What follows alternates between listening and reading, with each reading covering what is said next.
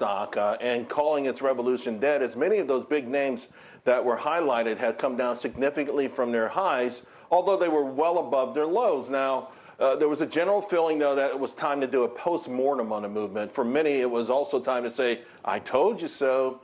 Everyone eagerly reached out to Dave Portnoy, who, well, he helped, people. He made the term and the word stonks popular last year. And he was always a stand-up guy. He gave a bunch of interviews, including one with Stuart Varney on this network on February 17th. And Dave Portnoy joins me now. Dave, during that interview, there were a bunch of full screens, and they had a lot of Reddit names in there. And it struck me as I was reviewing it today. GameStop was 47, it's 217 now. AMC was $5, it's 56. Express up more than 100% to 250, now it's 577. Are you surprised how this movement held, and it seems to be gaining even more strength? I don't know if the word would be surprised, but I give credit to all the people who have stayed in it and held it. I mean, the thing that stopped it the first time, the momentum obviously, was when they froze trading, and they're not really doing that anymore, and it's come back. So, I guess I would have to say I'm surprised because I don't own them, and I wish I did. So if I knew it was coming, I would have them. I guess I am a little bit surprised, but good for them. You know, my favorite movie, one of my top 3 movies is Cool Hand Luke. I know you know the movie, and you know the part where he comes back and he becomes a model prisoner and everyone gets pissed off, right? Because he was the maverick. And of course, later on in the show, he did something like that. But you kind of remind me of that movie in the sense that you admitted you took a $700,000 hit and you said you were paper hands. Now, so many of these people who were in this, a lot of them got drawn into it because of you. They're so disappointed and angry at you. What do you say to them? Oh, those people are idiots. Yeah, we don't pay any attention to those morons. Listen, most of the people who are saying paper hands and this and that, they lost 5 cents. They lost a nickel. I lost 700 grand. I got out of it. I took my beating. So anybody paper hands, I'd like to wrap them in toilet paper and glue lettuce to them and set them afloat in the ocean. I don't pay any attention to those idiots. Really? That's kind of cold, Dave. I mean, think about this for a moment. They're saying $700,000 to a guy like you, and when they put all of their money in, that you didn't have to sell, that you were the face of this movement, that when you gave up, you helped the establishment when they needed you most. I mean, why would you diss them now? Why would you call them names now?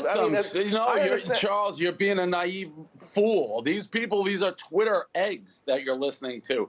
The real people who have money in it and understand how it works, they're not the ones calling names. I'd love to see the bank accounts and the receipts of these people. And by the way, I don't know what they'd be mad at me for. I sold. If they held, they'd be rich. So what are they getting mad? No, I think a lot of them did hold. I sold it. I think they were disappointed. They were just disappointed because they looked up to you. I'm not being a fool. I'm asking a legitimate question here. To that. If you listen to what people say on social media, you'll never leave your mom's basement. Come on. Well, I live in a pretty big house, so I'm not worried about that. But the point is, though, what I'm saying, though, is so now you're saying that these same folks that looked up to you, that jumped on the stonks bandwagon, now you're calling them names, now you're dissing them as belittling them as people with not a lot of money. It sounds like you're belittling these folks. Calling me names. I don't worry about the haters and whatnot. So, but why do you feel the need to belittle these people? Why do you want to look at their bank accounts? They don't have as much money as you do. They're throwing stones at statues. You're talking about people who are out there, paper hands, this, that. Why the need to belittle them?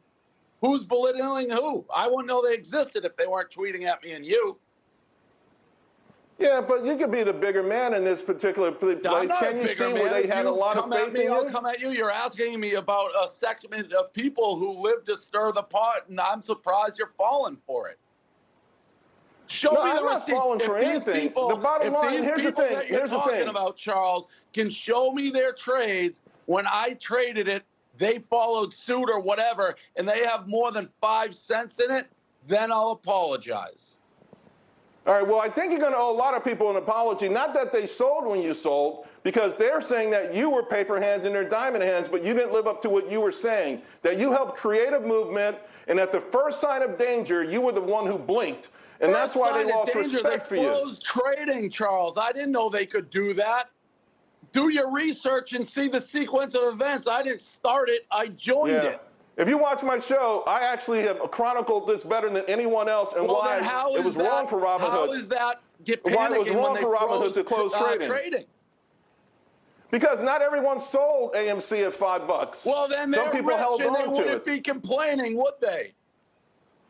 Well, they might be complaining. Rich people complain all the time. You're rich and you complain a lot. Millions of dollars because you held, and then you go make fun on Twitter of somebody who sold. That's not how it works. They're partying on their yachts. Would you step up? Would you step up for these people, Dave, and try to help them You're now making get no these? sense. You're being a moron. I'm trying to. No, I'm not being. You're being a little bitch. Listen, would you step up for these people and go to Gary Gensler, and say, help change the rules? I like that. Would you ask Gary Gensler to change the rules? Social media is making a mockery of you right now. Would you ask Gary Gensler to change the rules? Could you ask? Could you go to war for these people? Could you ask for the rules to be fixed, the playing field to be level? Who's Gary Gensler? He's the chairman of the SEC. All right. Hey, Dave, we'll leave it there, my man. We'll talk again soon. Don't be a little bitch. We'll see you, folks. We'll be right back. Don't be a little bitch, Charles.